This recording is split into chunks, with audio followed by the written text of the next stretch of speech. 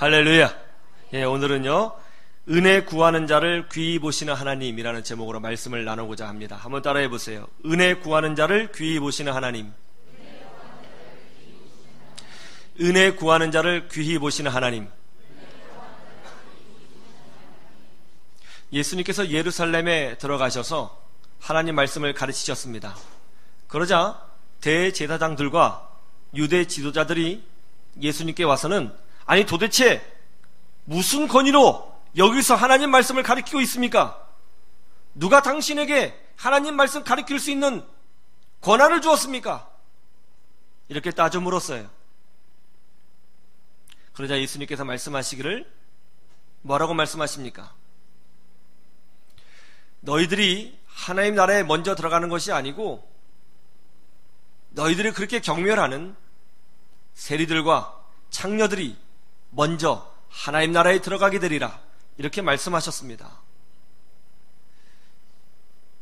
대제사장들과 유대 지도자들이 듣기에는 이 말씀은 참 기분 나쁜 말이고 또 이 말씀을 들었을 때에 모멸감을 느꼈을 것입니다. 왜 예수님이 이 말씀을 하셨을까요? 모멸감을 주기 위해서 하셨을까요? 그렇지 않습니다. 오늘 본문에 보면 대제사장이라고 되어 있지 않고 대제사장들이라고 되어 있어요. 한번 보세요. 23절 한번 볼까요? 시작. 예수께서 성전에 들어가 가르치실 때에 대제사장들과 이렇게 되어 있죠. 원래 성경에 따르면 대제사장은 한 명입니다. 대통령이 2명 될 수 없잖아요. 한 명이에요.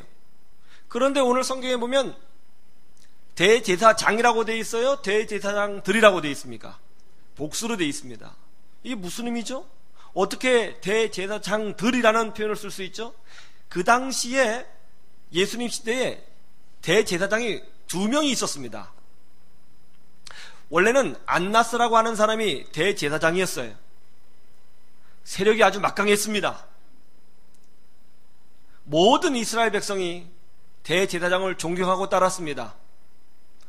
로마 제국의 입장에서는 좀 껄끄러웠어요. 그래서 로마의 집정관이 안나스의 사위인 가야바를 대제사장으로 세워버립니다. 백성들은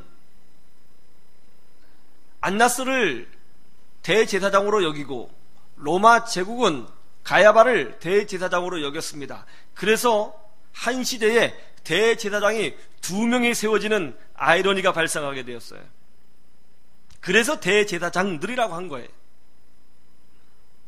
그런데 어쨌든 안나스이든 가야바이든 중요한 건 뭐냐면 로마 제국에서 대제사장으로서 권한을 허락해 주었기 때문에 그들이 유대 사회에서 대제사장으로서의 역할을 감당할 수 있었다는 것입니다.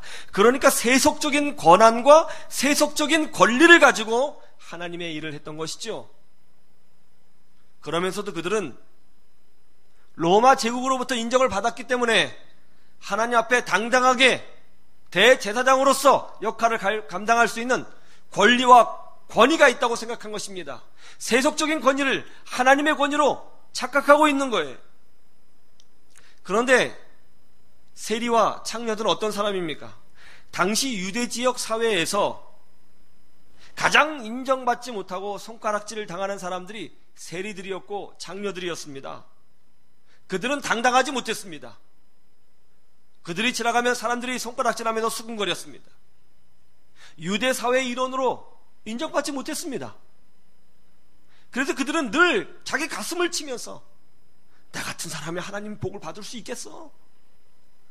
하나님이 나 같은 사람을 사랑할 수 있겠어? 내가 뭐 할 수 있으려나?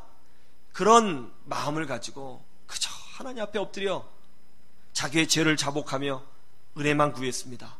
그래서 예수님을 따르는 사람들 중에는 뜻밖의 세리들, 창녀들이 종종 있었던 것입니다. 예수님이 그 사람들을 말하는 것입니다. 너희들은 지금 로마 세력 앞에 그 권위를 받았다고 자랑하느냐? 하나님 나라는 이렇게 자기 가슴을 치면서 은혜를 구하는 자가 하나님의 은혜와 축복을 받게 되느니라. 이렇게 말씀하고 계신 거예요. 예수님이 두로 지방에 가셨습니다. 그러자 한 여인이 나와 예수님 앞에 간청합니다. 주님, 내 딸이 귀신 들렸습니다. 죽어가고 있습니다. 주님 고쳐주십시오. 그러자 우리 주님이 거절하셨어요. 나는 이방인의 기도를 들어주지 않습니다. 돌아가십시오. 그러자 그 여인이 다시 한번 간청합니다. 제발 도와주십시오. 내 딸이 죽어가고 있습니다. 나는 이방인들의 기도를 들어주지 않습니다. 그러자 예수님 뭐라고 그러세요? 나는 개들에게 은혜를 주지 않습니다. 그때 그 여인이 이렇게 얘기해요. 주님, 개들도 주인의 밥상에서 떨어지는 부스러기라도 먹지 않습니까? 제게 부스러기 은혜라도 주십시오. 아주 간절히 주님의 은혜를 구했습니다. 그러자 우리 주님이 어떻게 하셨어요? 감동하시고 그녀의 딸을 치유하여 주신 것입니다. 12년 동안 혈류증을 앓았던 그 여인을 한번 생각해 보십시오. 12년간 혈류증을 앓았습니다. 이 질병은 레위기 15장에 따르면 부정한 질병입니다. 사람들과 만날 수가 없어요. 예배를 드릴 수가 없습니다. 유대 공동체 사회에서 쫓겨나야 있습니다. 마을을 떠나야 되는 것입니다. 철저히 고립되는, 영적으로도 육적으로도 고통이 있는 그런 질병이었습니다. 이 여인은 자기 자신이 부정한 여인이라고 생각했을 거예요. 버림받은 여인이라고 생각했을 것입니다. 그런데 예수님이 오셨다는 소식을 들었습니다. 그때 이 여인이 이런 생각을 하죠. 나는 비록 자격이 없지만, 나같이 더러운 여자가 정말 하나님의 은혜를 받을 자격은 없지만 그저 내가 손을 내밀어 우리 예수님의 옷자락만 만질 수 있다면 치유받을 수 있으리라. 그런 믿음을 가지고 군중들을 해치고 다가가서 예수님의 옷을 잡았거든요. 그러자 그 즉시 질병의 근원이 마르고 치유가 되었다는 거예요. 그때 우리 예수님이 말씀하십니다. 제자들에게 누가 내 몸에 손을 대었다, 내게 능력이 나갔다. 제자들이 이렇게 말을 하죠. 주님, 지금 사람을 보십시오. 엄청나게 많은 군중들이 지금 예수님을 만지고 있지 않습니까? 아니다, 특별하게 내 몸에 손을 댄 자가 있다. 그렇게 말씀하셨어요. 여기 중요한 원리가 있어요. 예수님의 몸에 손을 댄다고 해서 모든 사람이 치유를 경험하는 게 아니에요. 예수님의 옷에 손을 닿다고 해서 모든 사람이 하나님의 능력을 경험하는 게 아니에요. 모두가 교회에 나왔다고 해서 주의 능력을 체험하는 게 아니에요. 모태신앙이라고 해서 하나님의 능력을 체험하는 게 아니에요. 이 여인이 예수님의 옷을 만졌을 때는 바로 그런 마음이었어요. 은혜를 구하는 마음이었어요.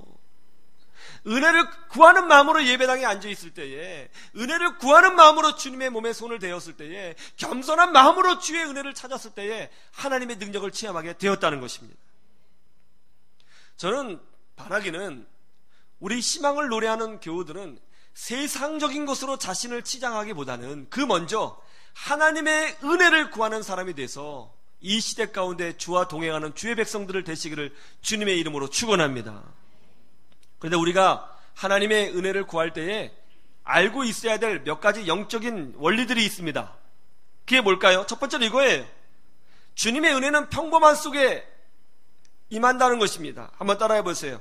평범함 속에 있는 주님의 은혜. 여러분, 인류의 역사는 하나님 나라의 역사입니다. 특별히 서양의 역사는 기독교와 뗄래야 뗄 수가 없지요. 역사를 보면 하나님께서 얼마나 놀라운 일을 행하셨는지 우리가 생생히 볼 수가 있습니다. 그런데 말이죠, 역사를 보면 우리가 발견하고 있는 놀라운 진리가 뭐냐면, 하나님은 하나님의 위대한 일을 행하실 때에 어떤 특별한 사람들, 그러니까 재능이 있거나 권력이 있거나 힘이 있거나 이런 사람을 통해서 일하신 것이 아니고, 놀랍게도 매우 지극히 평범한 사람들을 통해서 하나님의 일을 이루시고 기적을 만들어내시고 능력을 보여주셨다는 것입니다. 대표적인 사람이 누구예요? 바로 예수님의 제자들이에요. 지극히 평범한 사람들이잖아요. 예수님이 성전에서 가르치실 때에 대제사장들이 와서, 그 화려한 복장을 입은 사람들이 와서, 로마의 세력을 등에 업은 사람들이 와서, 아니 무슨 권리로 여기서 성경을 가르칩니까? 이렇게 할 때에 예수님의 제자들이 얼마나 겁을 먹었겠습니까? 그 당시에요, 대제사장이라고 하면은 하나님보다 좀 낮은 사람이에요. 대단한 사람이었습니다. 갈릴리 촌놈이었던 예수님의 제자들이 대제사장을 직접 봤을 때 정말 겁먹었을 거예요. 정말 놀랬을 것입니다. 반면에 대제사장들과 유대 지도자들이 예수님의 제자들을 봤을 때 어떻겠어요? 벌써 그의 복장이 벌써 초라해 보이잖아요.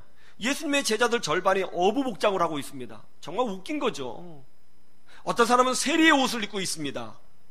그렇게 경멸했던 세리의 옷을 입고 있어요. 아니 어떤 사람은 작업복을 입고 있고요. 아니 어떤 사람은 빈민촌의 옷을 입고 있는 거예요. 그리고 지들끼리 말할 때 보니까 아주 심각하게 사투리십니다. 했는겨 뭐예요? 뭐 이렇게 사투리 쓰고 있는 거죠. 아주 웃겼을 거예요. 너무나 초라한 사람들, 보잘것없는 사람들. 그런데 우리 예수님은, 우리 하나님은 그렇게 초라하고 보잘것없는 사람들을 통해서 교회를 세우시고 인류 역사를 변화시켜 주시고 또 하나님의 능력을 보여주셨다는 것입니다. 우리는 이렇게 생각해요. 세상적으로 돈 많고 권력 있고 똑똑하고 출세한 사람이 예수님 믿으면 정말 그 사람이 큰 일을 행할 수 있을 것이다. 천만의 만만의 말씀입니다. 세상에 화려한 것이 많은 사람은 세상에 끌려가기 바쁘지 하나님의 일에 관심이 없습니다. 정말 하나님의 관심이 있는 사람 누군지 아세요? 기도할 수밖에 없는 사람들이 하나님의 관심이 있고요, 하나님 앞에 엎드리고요 더 기도하는 법이에요. 저는 세상에서 뭐 대기업 회장이 예수 믿어가지고 정말 큰 일 많이 하고 세상에도 돈 많은 사람이 예수 믿어가지고 큰 일을 많이 한 건 별로 못 봤어요. 교회를 세워간 사람들은요, 이름도 없이 빚도 없이 묵묵히 순종하며 기도하며 겸손히 줄을 세운 사람들, 그런 사람들이에요. 여러분, 다윗을 한번 생각해 보세요. 다윗이 누구하고 싸웠죠?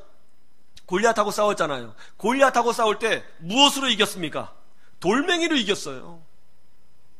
다윗이 골리앗하고 싸울 때에 최신 무기, 특별 병기, 레이저 광선으로 이긴 게 아닙니다. 아주 흔하디 흔한, 아주 평범한 돌멩이 하나 갖고 이긴 거예요. 이게 하나님 나라의 역사예요.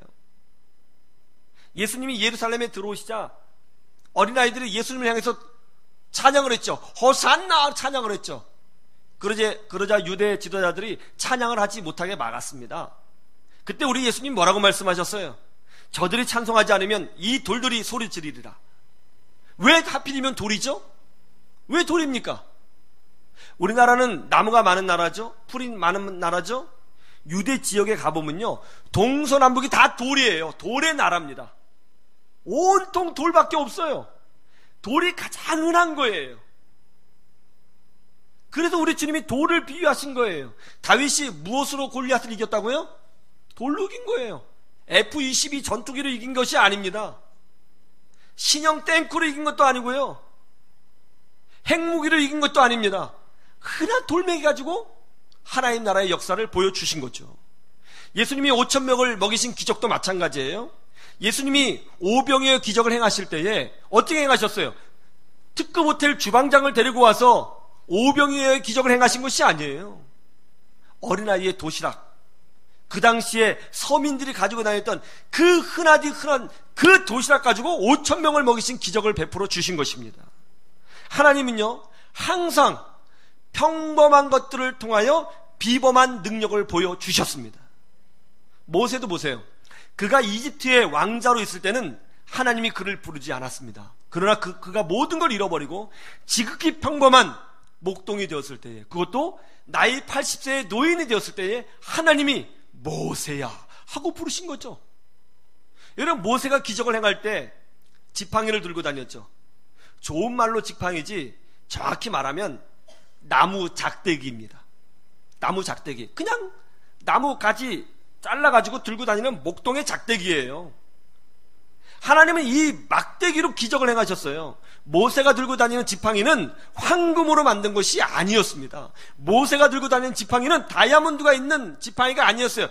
그냥 눈에 보이는 나무 작대기였어요. 그것을 통해서 홍해바다를 가르시고, 그것을 통하여 반석에 물을 내시고, 그것을 통하여 이스라엘 백성을 구원하여 주신 거예요. 하나님은 평범한 사람들을 통해서 능력과 기적을 보여주시는 것입니다. 오늘도 교회를 섬기는 평범한 사람들이 있습니다. 그냥 평범하죠.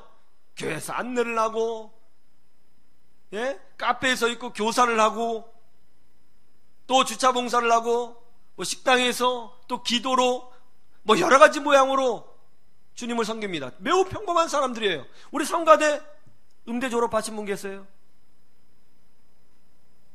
저는 확신하건대 여지껏 제가 노래를 들어본 결과 한 명도 없다. 평범한 사람들이에요. 다 평범합니다. 그런데 하나님은 이런 평범한 사람들을 통해서 영혼을 구원하시고 교회를 세우시고 세상을 변화시키시고 주의 능력을 보여주시는 거예요. 오늘날 예수 믿는 사람들 보십시오. 세상에 유혹거리가 얼마나 많습니까? 그런데 정말 교회를 지키는 사람들은요, 세상이 뭐라고 하든지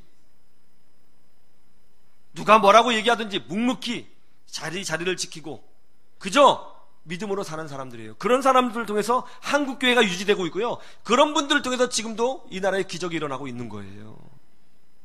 여러분, 평범하기 때문에 하나님께서 비범하게 사용하실 수 있는 것입니다. 세상의 것이 아니라 하나님의 은혜를 구하는 믿음의 사람이 되십시오. 은혜를 구하면 주님께서 함께하여 주사 주의 능력을 보여주시는 줄로 믿습니다. 그러기를 주님의 이름으로 축원합니다. 두 번째, 우리가 알고 있어야 될 영적인 진리는 이겁니다. 약점 속에 있는 주님의 은혜입니다. 한번 따라해 보세요. 약점 속에 있는 주님의 은혜. 우리 주님은 세리들과 창녀들이 먼저 하나님 나라에 들어갈 거라고 했어요. 세리들과 창녀들은 어떤 사람입니까? 그 시대에 가장 큰 약점들을 가지고 있는 사람들이에요. 너무나 부끄러운 사람들이에요. 내세울 것이 없는 사람들입니다. 누가 이런 사람을 사위로 맞아들일 수 있겠습니까? 누가 이런 여인들을 며느리로 맞아들일 수 있겠습니까? 너무나도 핸디캡이 큰 사람들이에요. 그런데 말이죠, 성경에 보면 우리 하나님은요, 약점이 없는 완벽한 사람들을 통해서 하나님의 일을 행하신 것이 아니라 가만히 보면요, 어수룩하고 구멍이 많고 약점이 많은 사람들을 통해서 하나님의 능력을 보여주실 때가 훨씬 더 많았다는 거예요. 우리는 보통 사도 바울을 생각하면 사도 바울은 약점이 하나 없는 완벽한 하나님의 사람이라고 생각하기 쉽습니다. 그러나 정작 사도 바울은 아주 고통스러운 약점이 하나 있었습니다. 그것이 얼마나 고통스러웠는지 사도 바울은 그것을 가시라고 불렀습니다. 여러분, 가시에 찔려보신 적 있어요? 이 손톱 밑에 가시에 박혀보신 적 있습니까? 얼마나 고통스러워요. 사도 바울이 자기가 가지고 있는 약점이 그 정도로 고통스러웠다는 거죠. 그럼 사도 바울이 가지고 있었던 그 가시, 그 약점이 뭐예요? 어떤 신학자는 그것이 간질병이라고도 이야기하고 어떤 신학자는 그것이 안질이라고 이야기도 합니다. 그러나 어떤 질병이든지 간에 목회자로서 선교사로서는 아주 치명적인 질병이었으면 분명해요. 생각해 보세요. 설교를 하는 중에 간질이 왔어요. 그럼 갑자기 거품 물고 팍 쓰러지는 거죠. 이거 은혜가 되겠어요? 아니, 지금 예수 믿으라고 얘기하는 중에 본인이 거품 물고 쓰러졌어요. 전도가 되겠느냐고요. 뭐라고 하겠어요? 아니, 네 질병도 치유해 주지 못하시는 그런 신이 무슨 신이냐, 이렇게 따지지 않겠어요? 너무 고통스러운 거죠. 안질은 어떤가요? 항상 눈물을 흘리고 눈이 빨갛게 충혈되어 있고 눈곱이 껴 있어요. 이거 복음 전할 수 있겠어요? 너무 고통스럽죠. 가시가 있어요. 그 사도 바울이 이 가시의 문제를 놓고 약점을 놓고 하나님 앞에 정말 기도 많이 했습니다. 고쳐달라고 했습니다. 그럴 때 우리 주님이 사도 바울에게 뭐라고 답변하신 줄 아세요? 고린도후서 12장 9절에 보면 이렇게 되어 있어요. 나의 은혜가 내게 족하도다. 내 능력이 약한 데서 온전하여 짐이니라. 놀랍죠? 베드로는 다혈질의 약점이 있었습니다. 모세는 실패자라고 하는 약점이 있었습니다. 야곱은 둘째 출신이라고 하는 약점이 있었고요. 요셉은 배우지 못한 것과 노예 출신이라고 하는 약점이 있었습니다. 그러나 어떻습니까? 하나님은 그들이 갖고 있는 약점을 통해서 또 약점이 있음에도 불구하고 그들을 사용하여 주셔서 하나님 나라의 능력을 보여주지 않았습니까? 하나님은 완벽한 사람을 찾는 것이 아니라 은혜를 구하는 사람을 찾고 계시는 것입니다. 하나님은 대단한 사람을 찾고 있는 것이 아니라 통회하는 마음으로 주를 사랑하는 자를 찾고 계시는 것입니다. 많은 사람들이 자기에게 약점이 있고 문제가 있으면 하나님을 원망합니다. 그리고 그 약점을 가려보려고 안간힘을 씁니다.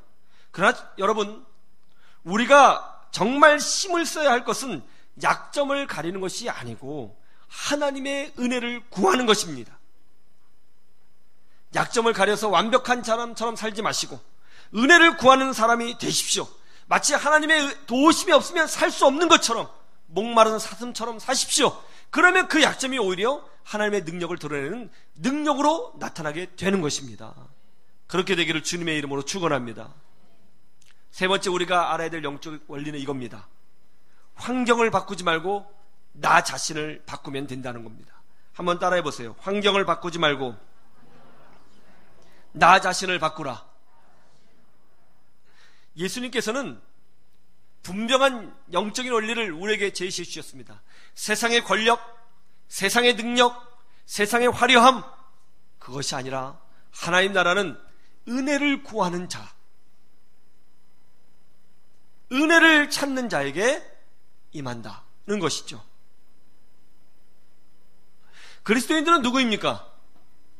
환경에 지배되는 사람이 아닙니다. 할렐루야. 그리스도인들은 환경에 지배되는 사람도 아니고 또 그렇기 때문에 환경을 바꾸려고 아둥바둥 거리는 사람이 아니에요. 우리는 영적인 원리를 알고 있습니다. 육이 먼저가 아니라 영이 먼저라는 것을 알고 있습니다. 그러므로 우리는 환경을 바꾸기 이전에 나 자신을 변화시켜야 된다는 것을 깨달아야 되는 것입니다. 내가 변화되면 나머지 환경은 자동적으로 변화되는 거예요. 여러분이 은혜를 구하는 사람이 될 때 여러분 세상이 변화되는 것을 경험하게 될 것입니다. 그러기를 주님의 이름으로 축원합니다. 대표적인 사람이 누구예요? 사마리아 여인이죠. 예수님이 사마리아 수가라고 하는 작은 동네에 들어가셨습니다. 그때 한 여인이 물을 뜨러 나왔어요. 이 여인은 남들이 다 자고 있는 대낮 오침 시간에 물을 뜨러 나왔습니다. 보통 이 팔레스타인 지역은 12시부터 1시까지 매우 태양이 뜨겁기 때문에 대부분 집에서 휴식을 취합니다. 근데 이 여인은 휴식을 취하지 않고 물을 뜨러 나왔어요. 왜냐하면 자기에게 문제가 많거든요. 전에 남편이 5명이 있었던 여자입니다. 근데 지금 살고 있는 남자도 자기 남편이 아니랍니다. 왜 이렇게 남편이 자주 바뀌었을까요? 고대 사회는 여자 혼자 먹고 살기가 힘들었을 거예요. 생계의 문제를 해결하기 힘들었을 거예요. 남자의 도움이 꼭 필요했을 것입니다. 그래서 남편을 얻어야 됐겠죠. 그럼에도 불구하고 이 여인은 너무나 자주 쉽게 남편이 바뀌었습니다. 동네 사람들이 손가락질했죠. 더러운 여자라고 표현했죠. 사람들의 시선이 부담스러워서 남들이 다 쉬고 있는 그때에 혼자 물동이를 들고 물을 뜨러 나온 거예요. 근데 거기서 예수님을 만났죠. 깜짝 놀랐죠. 사람의 시선을 피하기 위해서 왔는데 예수님이 우물가에 계시니 말이죠. 예수님과 불편한 대화를 시작했습니다. 그런데 그 불편한 대화를 통해서 예수님이 단순한 분이 아니라 자기를 의도적으로 찾아오신 구약 성경에 예언된 약속된 그 메시아라는 사실을 영적으로 깨닫게 되었습니다. 그러자 어떻게 했다고요? 물을 뜨러 왔잖아요. 물동이를 버려두고 동네에 뛰어들어가서 사람의 시선을 피웠던 그 여자가, 사람들이 부담스러웠던 그 여자가 동네에 뛰어들어가서 내가 메시아를 만났노라고 외치고 복음을 전하고 전도했다는 거예요. 어떤 일이 벌어졌어요? 그 여자의 말을 듣고 그 동네 사람 전부가 예수님을 영접하는 기적이 일어나게 되었다는 것입니다. 이 여인을 보세요. 환경이 바뀐 것은 아무것도 없습니다. 남편도 여전히 남편이 아닌 사람과 지금 동거하고 있고요. 물동이를 버려주었으니 여전히 목마른 상태이고요. 집이 가난하고요. 자기 신분이 바뀐 것은 하나도 없습니다. 환경은 바뀐 것 하나도 없어요. 그런데 그 마음에 은혜가 들어가고 그 마음에 복음이 들어가니까 생각이 바뀌고 가치관이 바뀌니까 자신감이 생기고, 그렇게 사람을 피했던 그 여인이 동네에 들어가서 복음을 전하자 그 시대의 전도자로 쓰임받는 기적을 체험하게 되었다는 것입니다. 여기에 기독교의 능력이 있는 거예요. 우리는 환경을 바꾸려고 물질을 쓰고 에너지를 쓰는 사람이 아닙니다. 물론 환경도 바뀌어야죠. 그러나 그 전에 내가 먼저 바뀌어야 된다는 것을 깨달아야 되는 것입니다. 세속적인 사람이 은혜를 구하는 사람으로, 절망적인 사람이 희망을 노래하는 사람으로, 세상에서 재미를 느꼈던 사람이 하나님 말씀 때문에 춤을 추는 사람으로 바뀌는 거죠. 은혜를 구하면 하나님의 능력이 나타나고, 은혜를 구하면 성령님이 함께 하시고, 은혜를 구하면 세상 사람들이 알 수 없고 세상 사람들이 경험할 수 없는 주의 능력을 체험하게 되는 것입니다. 영국 사회를 믿음의 사회로 완전히 변화시킨 사람이 존 버년이라고 하는 사람이에요. 여러분, 존 버년은요, 구멍난 냄비를 땜질하던 땜쟁이였습니다. 영국 웨일즈에서 영적 대부흥을 일으킨 이반 로버츠는 그 시대의 평범한 20대의 광부였습니다. 미국 사회를 변화시킨 D.L. 무디는 구두 밑창을 갈아주는 구두 수선공이었습니다. 이 나라 삼천리 곳곳에 교회를 세우고 선교사를 파송하고 자녀들을 믿음의 사람으로 키워 이 시대의 구석구석에 리더로 세운 사람들은 대단한 사람이 아니라 시골에서 농촌에서 그저 평범하게 교회를 섬긴 우리 어머니들, 아버지들이었습니다. 하나님은 대단한 사람을 통해서 역사하시는 것이 아니라 은혜를 구하는 사람을 통해서 일하시는 것입니다. 은혜를 구하는 사람 되기를 주님의 이름으로 축원합니다.